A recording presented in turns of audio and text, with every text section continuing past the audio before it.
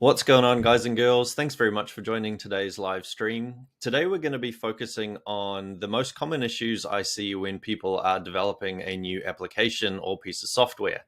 This really comes down to three common mistakes that I see people make. It may be when they first started out, they're just trying to develop their idea, or they might be a bit further along. They might have developed that core idea and they're now trying to focus on what comes next in their application. And that's really what I want to start.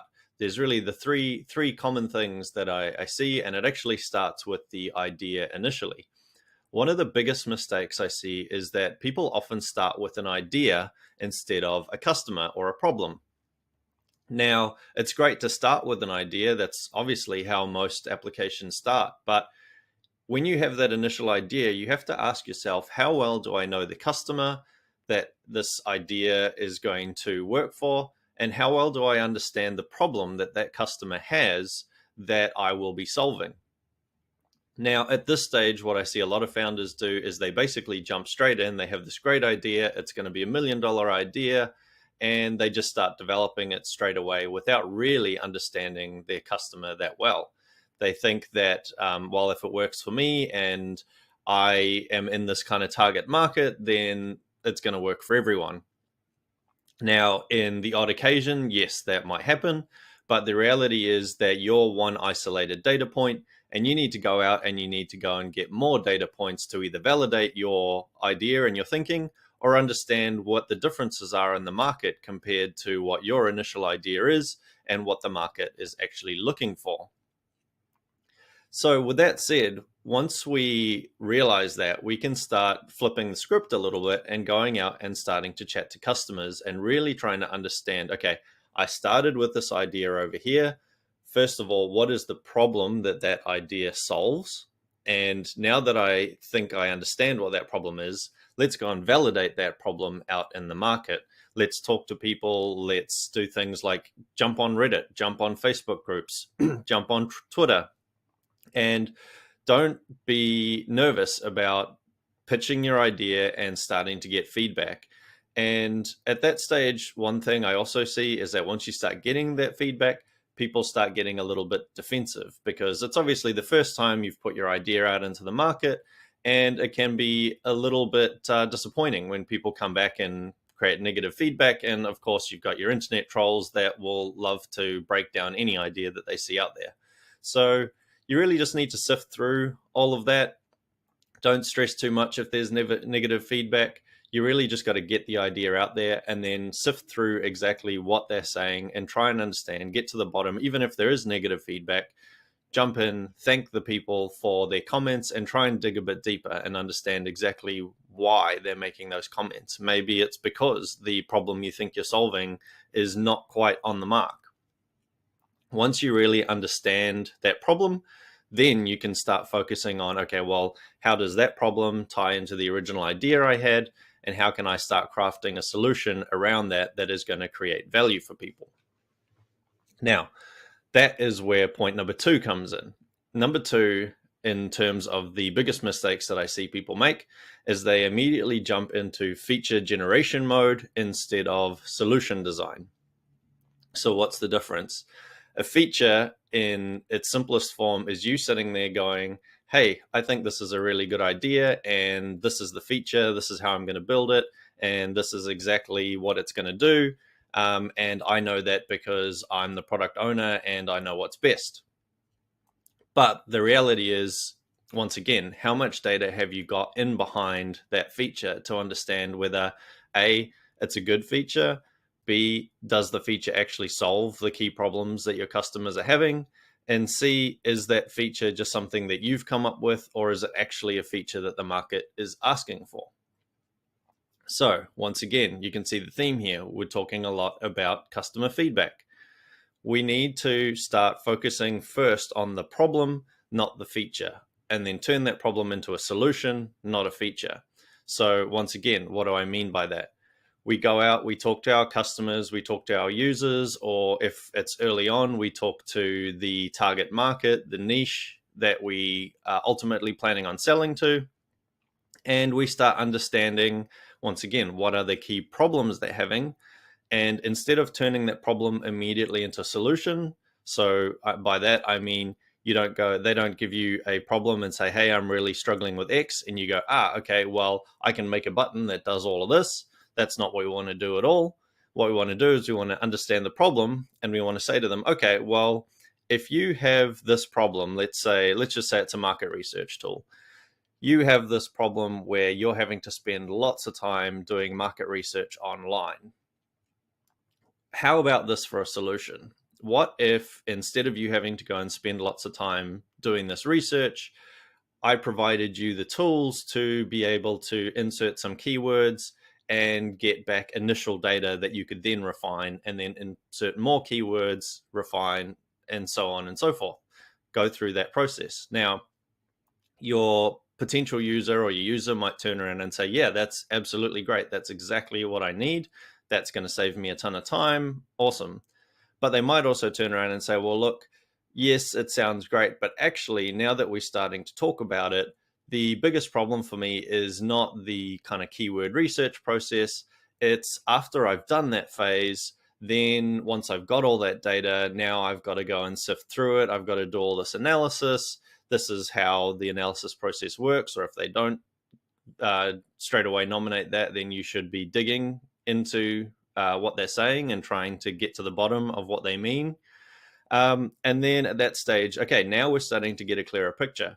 We might have started originally with the feature of, hey, we're going to create all this keyword research for you really quickly and easily. But now that we've spoken to the customer, we really understand, well, actually, the keyword research part is not the problem. It's once they have all that data, they're having to sit there in Excel spreadsheets, create all sorts of formulas and things in order to analyze the data. And that really is the problem that they're facing that needs a solution. Now that we've got that, now we know what the solution needs to look like. Now we can turn that solution into a feature. And yes, now we can start getting into the user stories and things behind that feature about how is that feature going to work? How are they going to click a button and that button is going to do the analysis for them, or give them options on what kind of analysis they want to do?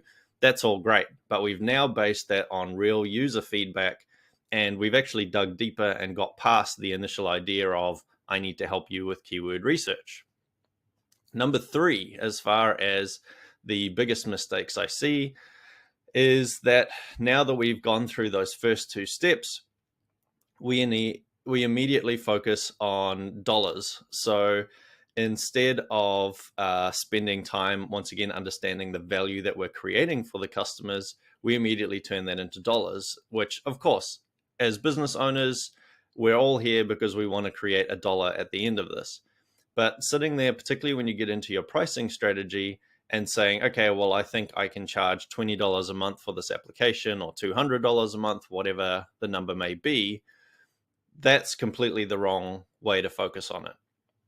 Having gone through those first 2 steps that I've just described, you should now start having a really good idea in terms of the actual value that you are creating for your customer.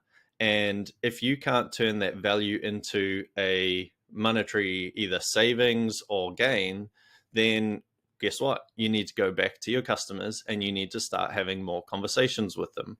You need to start posing the questions like, okay, well, this problem that we've just described, let's use the example of the market research.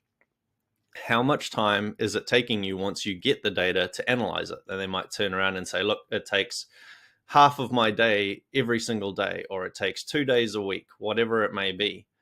Now that we've got that data, okay, now we can start doing some extrapolation.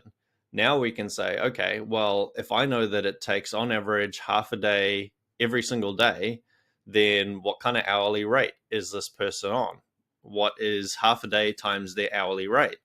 And they do this every single day? Do they do this once a week, 3 times a week, whatever? Let's say 3 times a week. Okay, so we've got half a day times 3 days a week times their hourly rate. That is what it's costing them. That's what this problem is costing them at face value. Now, there are lots of additional steps underneath that can have more costs to their business, and that's fine. Over time, we'll dig deeper to understand what those are and really get into the true value in the bigger picture. But for phase 1, okay, great. We now understand 3 days, half a day, per day, and the hourly rate. So we now know an initial cost base. Now let's take that cost base and say, okay, if I am providing this application to you, let's say on a monthly license, now I know exactly how much this problem is costing one user per month. So how many users within this organization are going through that problem? And now we can start correctly building our pricing model and focus on value instead of dollars. So we know the cost, and now we can convert that into, okay, well, I know I'm saving you, let's call it $1,000 a month. Now, once again, this is where the user research comes in.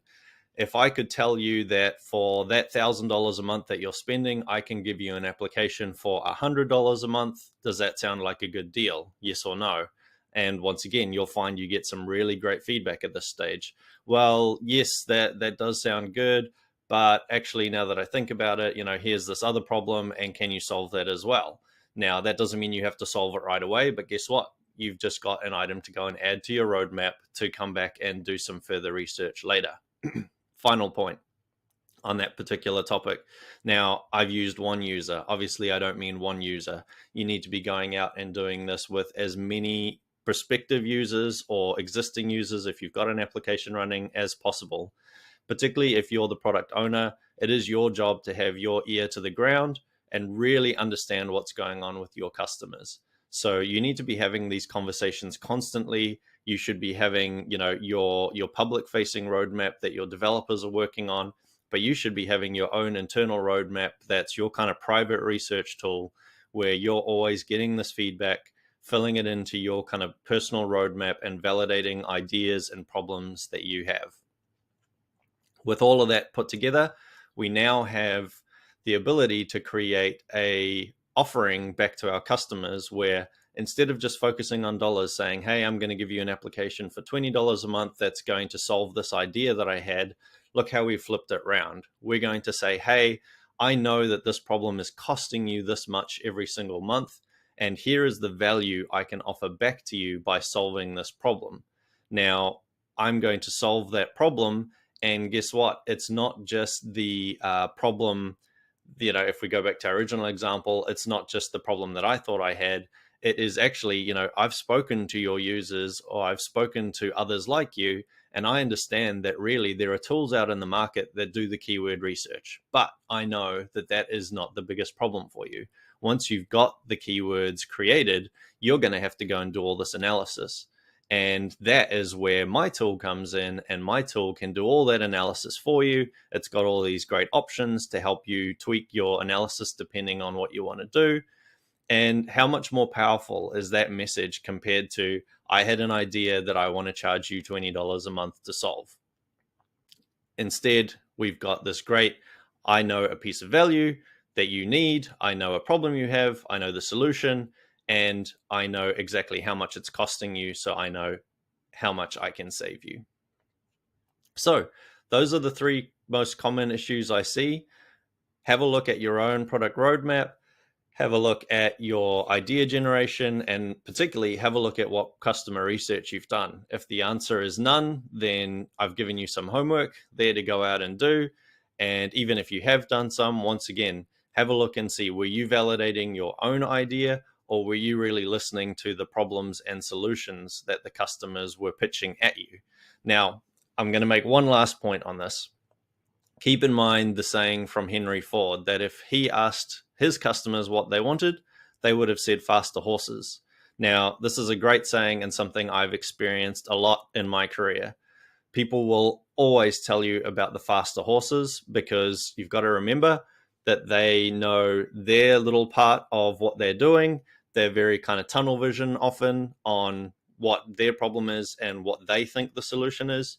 And your job as the product owner or as the app developer is to dig past that and understand, okay, well, what do they really mean? If they're telling me they want faster horses, what are they actually trying to tell me? Take that, turn that into a true solution that can use technology in a way like Henry Ford did, turn that into a car, not a faster horse, and you'll be on to a winner. So thanks a lot, everyone, for joining today's live session. We'll see you again next week for the next live session where we'll cover our next topic. I'll be putting some notes out on our Facebook pages on next week's topic will be, and we will go from there. We'll talk again soon. Thanks, everyone.